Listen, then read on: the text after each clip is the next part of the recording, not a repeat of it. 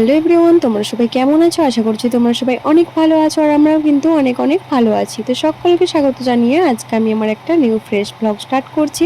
আশা করছি তোমাদের অনেক অনেক ভালো লাগবে। তো একদমই স্কিপ করো না, লাস্ট অবধি দেখতে থাকো।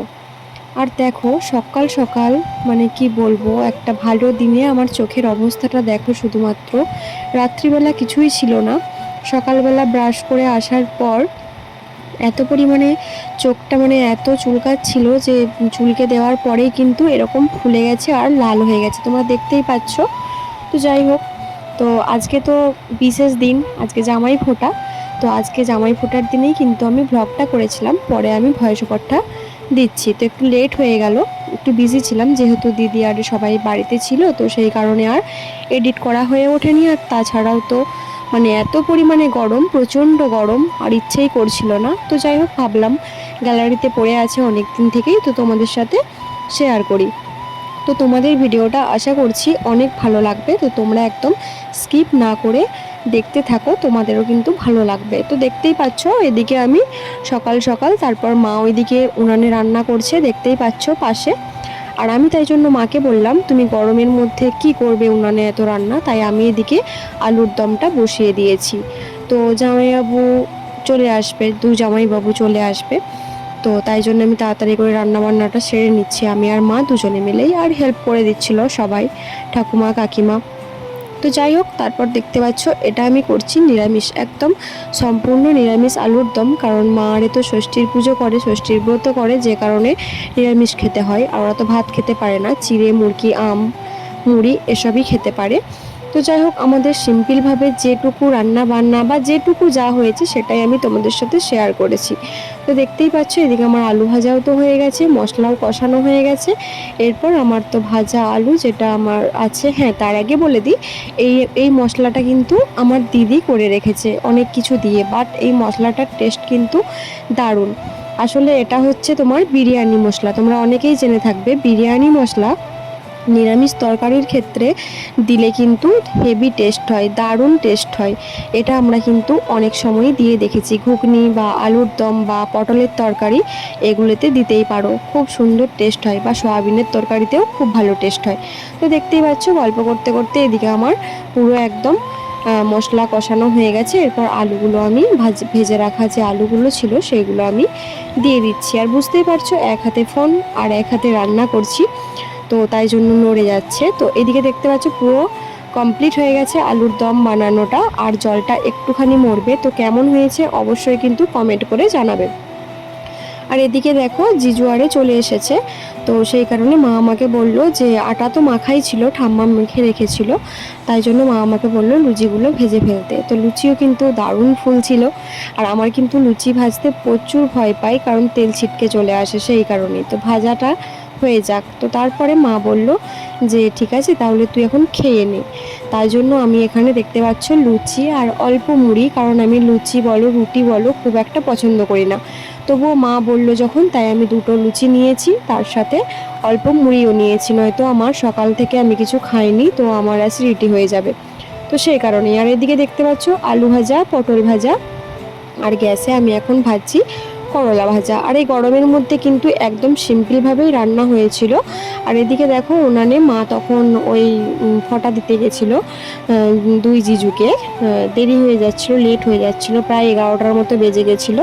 তো মাটনটা কিন্তু গ্যাসেতেই হয়ে গেছে, আর মাটনটা কিন্তু আমার মা আগে থেকেই করে নিয়েছে, তখন আমি স্নানে গেছিলাম, ভিডিও করতে পারিনি। আর এদিকে চিকেনটা কিন্তু আমি বানাচ্ছি। তো দেখতেই পাচ্ছ এখানে চিকেন একদম আমি তেল ফোড়ন জিরে দিয়ে যা যা দেওয়ার, তারপর আমি পেঁয়াজ টেয়াজ দিয়ে দিচ্ছি। দিয়ে এটা তো আর রেসিপি আর বলার কিছু নেই, সবাই তো জানো কম বেশি, যে যার নিজের মতো রান্না করো।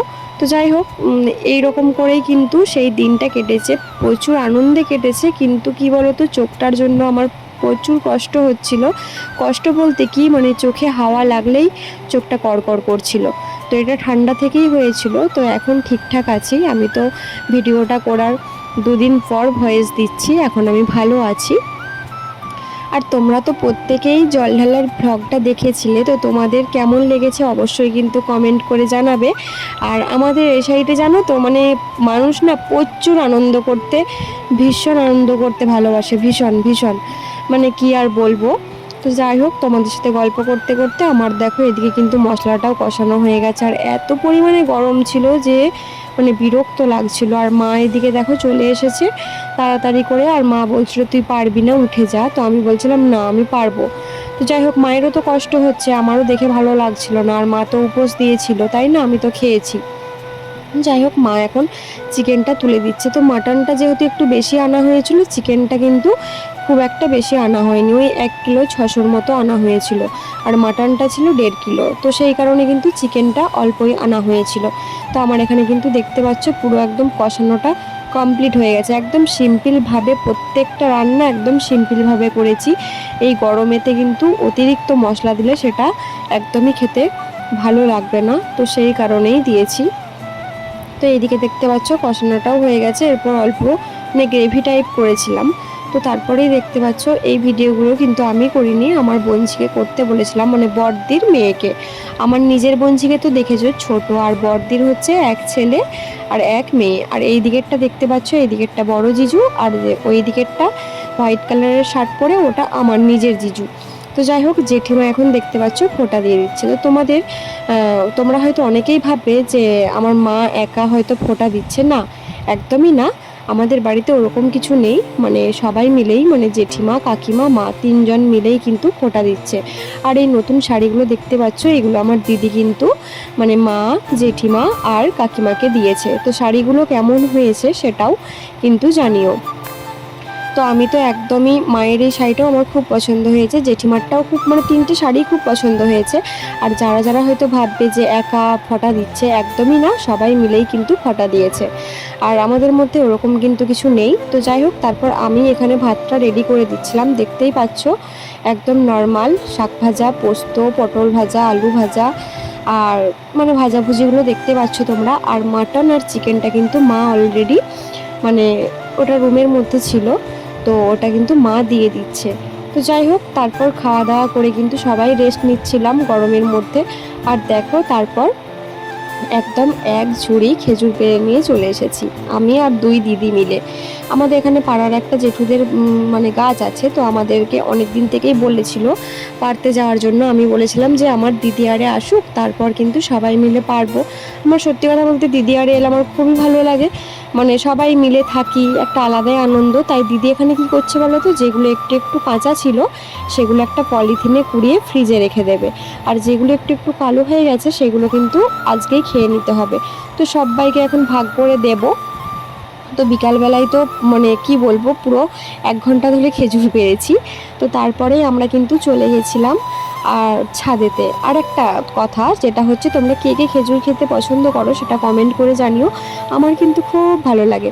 তো দেখতে পাচ্ছ, এটা আমার হচ্ছে একটা বঞ্জি, ওইদিকে আর একটা বঞ্জি আছে, এটা আমার ভাই, আর হচ্ছে যে বড়দির ছেলে। দেখতেই পাচ্ছ বড়দির ছেলে কিন্তু এখানে নেই, ভিডিওর মধ্যে নেই। যাই হোক, সবাই খেলা করছে। আর এদিকে জিজু নিয়ে এসেছিল বিকালবেলা ওই বনলতা স্পেশাল রসগোল্লা আর ল্যাংচা। যারা এখানে এসেছো তারা তো অবশ্যই জানবে। তো চলো, পুরো ভিডিওটা কেমন লাগলো অবশ্যই কমেন্ট করে জানিও। তো আজকে এটুকুই, টাটা।